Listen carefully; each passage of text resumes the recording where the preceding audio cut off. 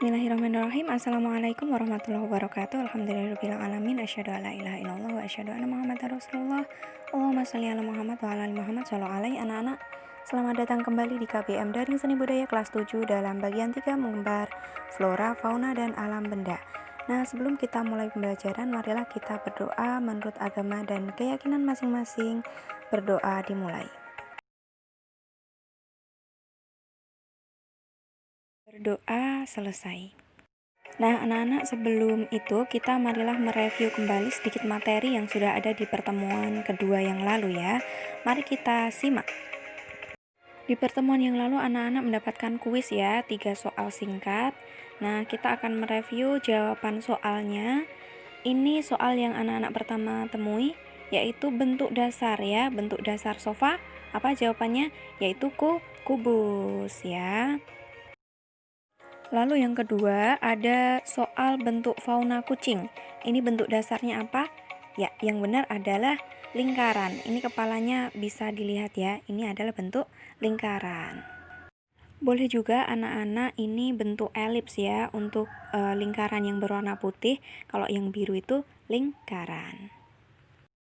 Lalu yang ketiga ini bentuk dasar flora mawar. Nah, ini ya, anak-anak mengerti jawabannya lingkaran. Meskipun di samping kanan kirinya ada kelopak lain, tapi itu tetap saja bentuk dasarnya lingkaran. Nah, mengapa semua itu kita perlu mengerti bentuk dasarnya untuk menggambar? Karena kali ini kita akan menggambar bentuk atau model, bukan menggambar imajinatif. Ini anak-anak bisa lihat contohnya di gambar ya. Jadi untuk menggambar bentuk atau model, anak-anak diminta sebisa mungkin gambarnya itu seperti aslinya atau 3 dimensi, sehingga anak-anak perlu mengenal bentuk dasarnya terlebih dahulu. Jadi tidak boleh kalau kita menggambar dalam bentuk model, kita mengimajinasikannya sama seperti menggambar imajinatif. Usahakan dalam bab ini kita menggambar model semirip mungkin dengan aslinya, sehingga kita memerlukan bentuk-bentuk dasar terlebih dahulu atau pola-pola terlebih dahulu. Nah, anak-anak, kali ini kita akan mempelajari bagian baru, yaitu teknik menggambar. Bagaimana lebih lengkapnya? Mari kita simak slide berikut ini. Yang pertama, anak-anak mengetahui bentuk dasar objek, apakah itu lingkaran, kubus, atau yang lainnya. Yang kedua, anak-anak mengetahui bagian-bagian dari objek yang digambar.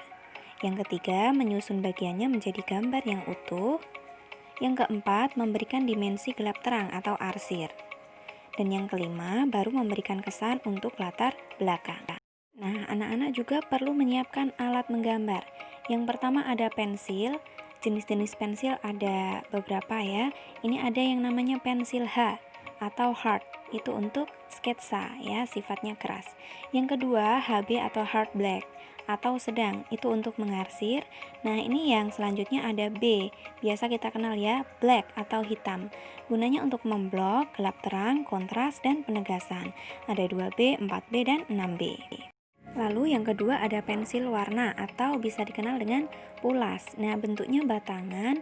Nah, pensil warna ini terbuat dari cat kering. Gunanya untuk menggambar model dengan media kertas sehingga hasilnya lebih menarik dan bermakna. Yang ketiga ada krayon. Nah, krayon ini berbeda dengan pastel ya anak-anak, karena krayon terbuat dari lilin warna, mudah patah dan mudah kotor. Bentuknya batangan dan baik jika digunakan untuk menggambar dengan media kertas yang bertekstur. Yang keempat yaitu pastel ya. Nah, ini beda dengan krayon tadi ya. Kalau pastel terbuat dari cat kering batangan. Sifatnya lunak, jelas, tegas, dan tentu saja lebih menarik ya. Yang kelima ada ballpoint, sifatnya kering dan baik untuk arsiran. Yang keenam, pen, anak bisa lihat gambarnya, isinya tinta, sifatnya cair dan baik untuk ilustrasi.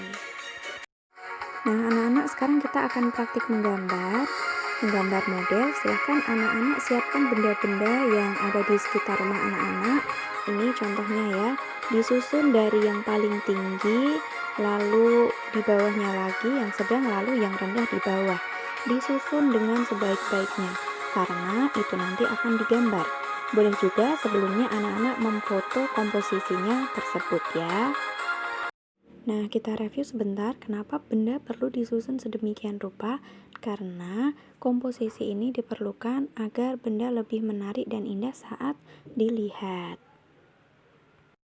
Oke, jadi langkah pertama, sekarang anak-anak siapkan dulu benda-benda di sekitar rumah untuk ditata ya.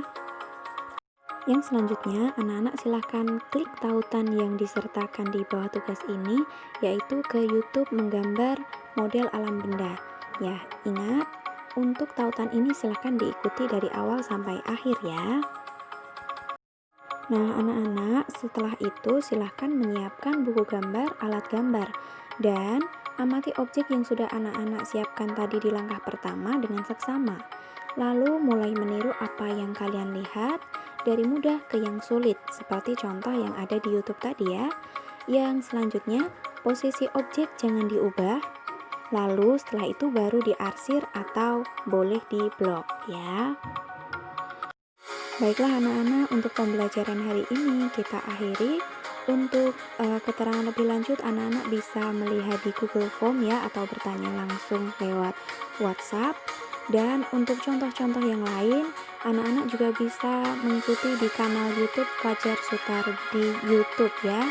Nah, baiklah kita akhiri pembelajaran kali ini.